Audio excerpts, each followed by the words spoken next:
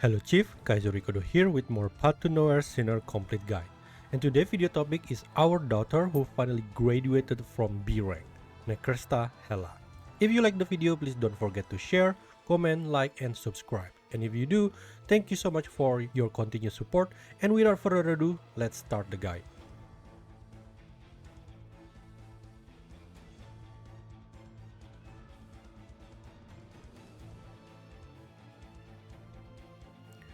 Necresta Hela is an S-class Umbra tendency sinner who deals physical damage. She is our first Scourge sinner, aka Alter if you want to call it that, and have unique abilities. For convenience sake, I will just going to refer her as Hela from now on.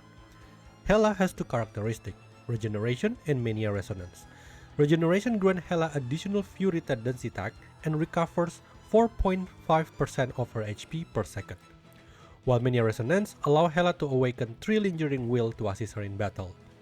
Lingering Will is this purple thing that looks like a sword behind her.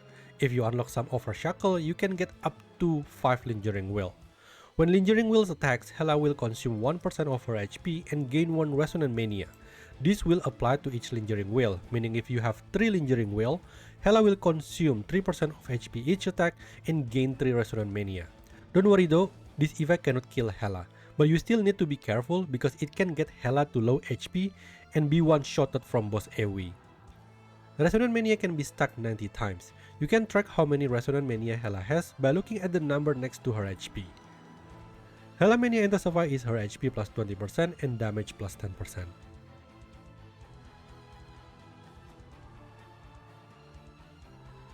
Hela normal attack is called Soul Chime. Each Lingering Will deals attack equal to 47 to 95% of Hela's attack to all enemies in a single grid within skill range.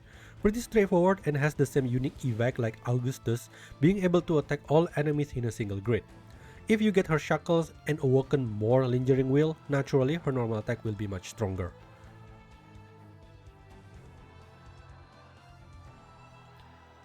Hela ultimate is called Soul Scar. It costs 30 energy, which is quite expensive. During the ultimate, Hela enters Soul Scar state and enhances her normal attack for 18 seconds. Soul Scar state grants damage plus 12 to 24% and another plus 2 to 4% for every 10 Resonant Mania, which make it a potential damage plus 60% at maximum Resonant Mania. While her normal attack is enhanced, her normal attack range expanded from cross to diamond area and Lingering Will now attack twice.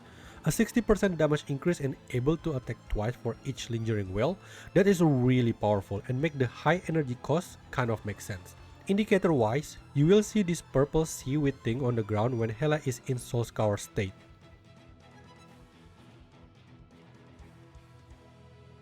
Hela passive 1 is called Clamorous Lament. When allied sinner deal damage, for each point of core damage dealt, 1 Lingering Will deal an AoE damage equal to 395 to 789% within skill range. This effect can be triggered 8 times per second. Now let me explain how this works because it's an interesting one. First of all, you don't have to deal an actual core damage. As long as the attack able to deal core damage, even if there is no core present, the passive will still trigger. I will give you a demonstration. Here we have Labyrinth. Labyrinth has the ability to deal 1 core damage with her ultimate. So, when she hit this boss with her ultimate, 1 Lingering Will be summoned despite of no core is being broken. If you use She, who can deal 2 core damage with his ultimate, 2 Lingering Will be summoned. When you use Zero, who can deal 3 core damage, then 3 Lingering Will be summoned. Wait, hang on.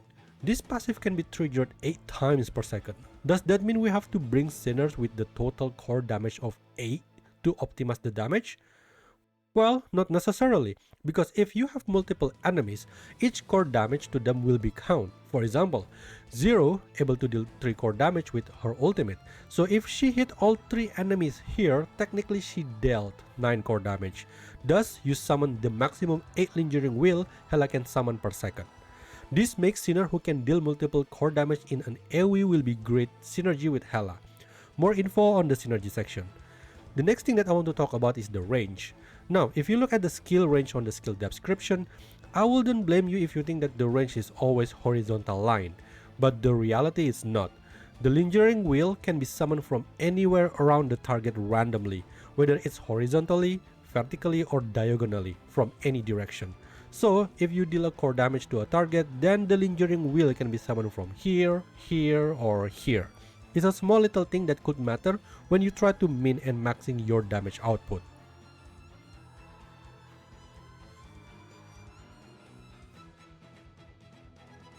Hela passive 2 is called Abyss Walker.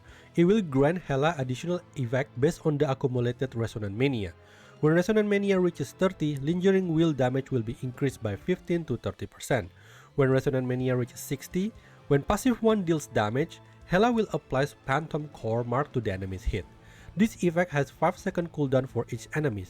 When Phantom Core is removed or broken, Hela will trigger the effect of passive 1 once more.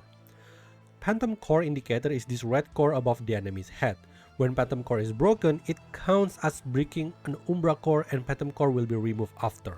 If you want to know what Umbra Core is, it's basically this blue core that only spawn if you bring Umbra Core related sinner like Grave or Path Fate. When Resonant Mania reaches 90, while in Soul Scar state, Hela normal attack now deals a core damage. This effect can be triggered once per 5 seconds for each enemy.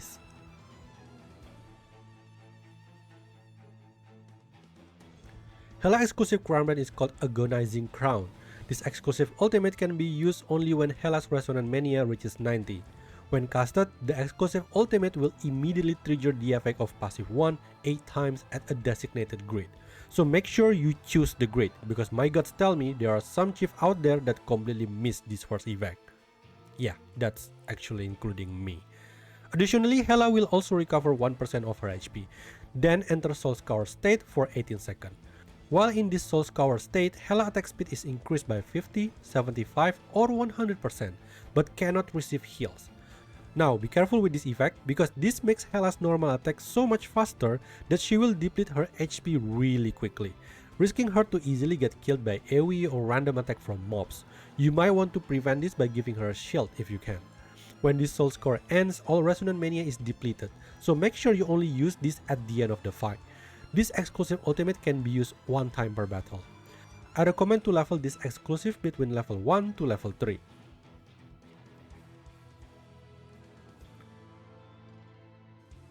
Hela relies on her passive 1 to do some mobbing. Her mobbing ability is really powerful, capable of clearing a wave of enemies with ease due to the ability of passive 1 can be activated 8 times per second, but assuming the enemy is running in a group or close to each other. When they are a bit spread out, you might find it necessary to continuously move Hela so she will attack the grid that you wanted, so it's not as autopilot like Augustus. Other thing to keep in mind, Hela needs to get her Resonant Mania to 90 to be fully function. Before this, her normal attack cannot deal core damage, thus she can't activate her passive 1 on her own. It took at least 30 seconds for Hela to get to 90 Mania Resonance, assuming passive 1 not activate at all and you don't use her ultimate, so you better have someone to cover for her during that period. Despite all of those, once Hela reaches 90 Mania Resonance and her ultimate is activated, you can watch Hela start massacring the enemy mobs on her own. On the Broken Front line, I find it the most enjoyable content to use Hela, because you can just put Hela on the field and she will do her thing without you noticing. The most active sinner you will be using most likely will be your main core breaker. I mean, look at this. My Zero is so busy to break enemy's core around the field to the point that I thought this is gonna turn into a Zero showcase, until I see the end result where Hela still managed to out DPS Zero. People may ask, how? All I did was activate her ultimate. Granted, I used Hela BFL buff during the run, but this was my Zero. And this was my Hela. So count it even, I guess? Now, what exactly happened? If you pay attention on the first half of the video where I explain every Hela abilities, you realize it's due to Hela's passive 1. So every time Zero activate her ultimate and deal 3 core damage every time, Hela basically respawn with 8 times passive 1. This creating a huge burst from Hela during Zero's ultimate, which brought to a question: what happened if I replace Zero, who can deal 3 core damage, with Labyrinth, who can only deal 1 core damage? The obvious answer is certainly Hela will deal less damage and the fight going to take longer, but only after some adjustment and more planning and precision, the result can be comparable. First, I replaced Empower with Last Stand to make the damage difference between Labyrinth and Zero. Since Labyrinth ultimate will reset when she breaks enemy's core, that makes her ultimate practically unlimited, so I don't have to worry about not having energy to deal core damage. Bringing LL also doesn't seem necessary, since BFL should be finished within 50 seconds to get all reward. And if you use Hela ultimate once, plus her exclusive ultimate, the total duration is 36 seconds. If you plus minus 5 to 10 seconds to generate energy at the beginning of the fight, basically Hela will be in Soul Scour state in most of the time. Okay, back to adjustment for using Labyrinth, and this is when understanding passive 1 range comes to play. Due to the Labyrinth range is way smaller than 0, I purposely wait the enemy to be near the boss before dealing core damage, to make sure Hela passive 1 will also hit the boss. The result? Well, it's an improvement from 34 seconds to 30 seconds. In the end, bringing someone who can deal multiple core damage will make a lot of difference to passive 1 burst.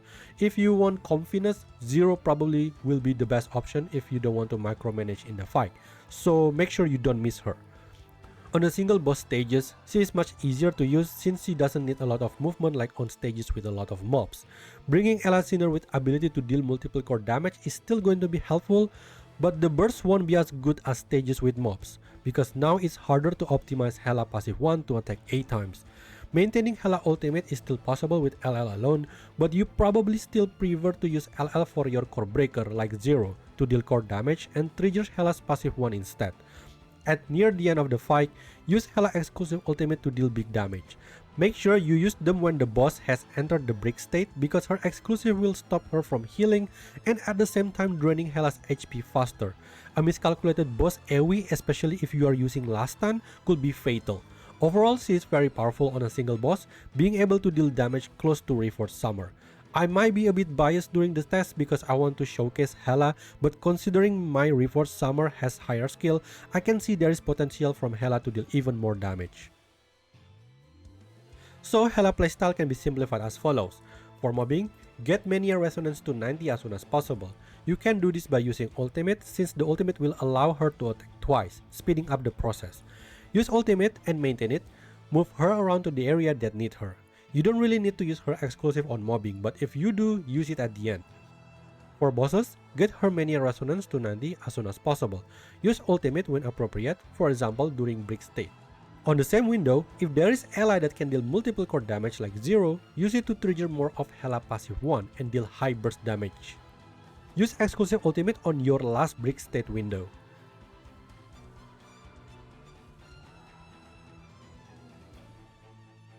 For skill priority, I recommend starting with passive 1. It's your mobbing ability, so it will be helpful for progression. Also, if you bring a sinner who capable to deal multiple core damage, it has the potential to deal high burst on bosses. Second is the ultimate. 60% damage increase and lingering will now attack twice is no joke. The only reason it's not prioritized first is because of the high cost. Third is passive 2, it's the damage increase to lingering will, contributing to the damage of normal attack and passive 1. And last is as always, the normal attack. You still want to raise this fairly decent because the damage coefficient of the normal attack will still directly affect how much damage you dealt during ultimate. Standard Crimebrand for bossing is Embrace of the Dead and Melodious Bell Tower. You can also use Judgment plus Overthrown Tower if you want to make a crit build. More general damage Crimebrand is Illusory Ache, useful in stages with many enemies with core like Remnant of the Dead, but on a single target bosses this could be too slow since Hela ability to deal core damage has a 5-second cooldown on the same enemy, so it might not be the best option on boss fight. Inversion Slash with Otherworldly or Tuning is good if you want to keep Hela's ultimate uptime. Only use this for mobbing where you want to maintain her ultimate and watch Hela obliterate those mobs with her normal attack and passive 1. For beginner, your option is to use East Side Dream to buff her normal attack. As demonstrated in passive 1 explanation, having an Elite Sinner who can deal multiple core damage in an AoE will help you to reach the maximum 8 stack per second assuming there are many enemies. Base 1 is definitely 0 since she is able to deal 3 core damage, only requiring her to hit 3 enemies to get the 8 passive 1 attack. Second option is Reforged by Yi, since technically she also can do 3 core damage like 0 with her ultimate. It's just that not in one swift attack like 0 but 1 by 1 type of attack. It might of interest to pick the nodes where the ultimate range is changed from cross to 3 by 3 to cover more ground. Other than passive 1, Hela also relies a lot on her normal attack to deal damage, so normal attack damage Amper like Shin, Lady Pearl, or Summer would work. In situation you want to maintain Hela's ultimate, LL also a good option. Not only she gave energy but also attack buff. I believe Hela's passive 1 is also considered skill damage, so LL passive 1 which grants skill damage plus 30% will amper Hela damage even further. And then we have the Umbra core team which consists of Grave and Parfait. Now, I'm not going to explain how Umbra core works because it probably deserves its own video, but to put it very simply, breaking an Umbra core will allow Grave and Parfait to give buff for the party. As Hela Phantom core is treated as Umbra core when it's broken, it will make Graves and Parfait buff to reach maximum stack faster. Another thing, Parfait has the ability to make breaking an Umbra core will be count as if you are breaking 2 Umbra core, meaning each time Hela breaking the Phantom core, 2 Lingering will spawn instead of 1. That makes Umbra core is highly synergized with Hela, and personal opinion, the most fun to play. But don't get me wrong, it's not a must. If you are running a crit build, then Yelena, definitely an option also, as she's the best crit amper in the game at the moment. Yugu is also a good option if you are running 3 Umbra in an Umbra core crit team, as when there are 3 of the same tendency on the team, Yugu will gain that tendency tag and grant enhanced buff for that tendency. Yugu also able to grant shield every time Hela Sinner deal a crit damage, protecting Hela from accidental death from boss AoE when her HP continuously being drained by Lingering Will effect. Last but not least is another shielder, More. She can give protection via her shield, but more importantly, she can also deal core damage and grant physical damage boost to Hela. Hela is strong as Shackle 0, but if you are interested in her Shackle, here are the notable one. Shackle 1, 1 second after passive 1 trigger additional passive 1 again, but with only 60% of the original damage. The additional attacks from the Shackle 1 will contribute on stacking the Mania Resonance even faster, cutting the needed time for Hela to reach 90 stack, thus nullifying her weakness. Shackle 2 is increase her regeneration HP recovery by 1.5% per second, and Mania Resonance awakens 1 more Lingering Will. Shackle 3, after passive 1 deals damage to an enemy, Lingering Will gain damage plus 5% against the enemy. This effect can be stacked 6 times. Straight up damage buff with potential damage plus 30%.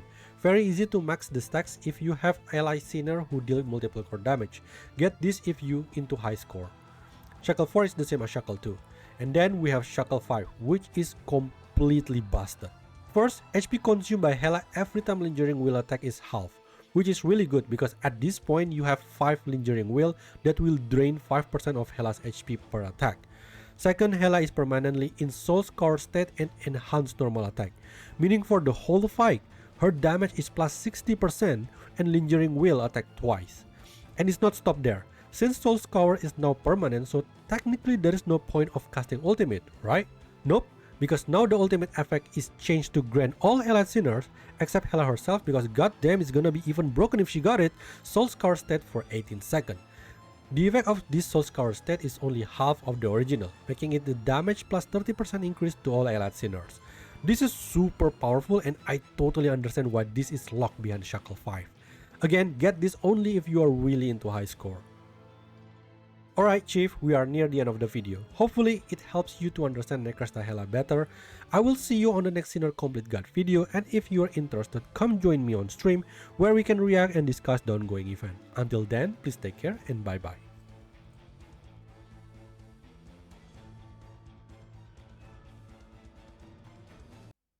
Hey, do you like the video? Then please consider like, comment and subscribe. I also stream Path to Nowhere and other gacha game like Reverse 1999 and Heaven's Burn Red. So if you want to enjoy gacha game with good story, so why not join me? I will see you there. Bye bye.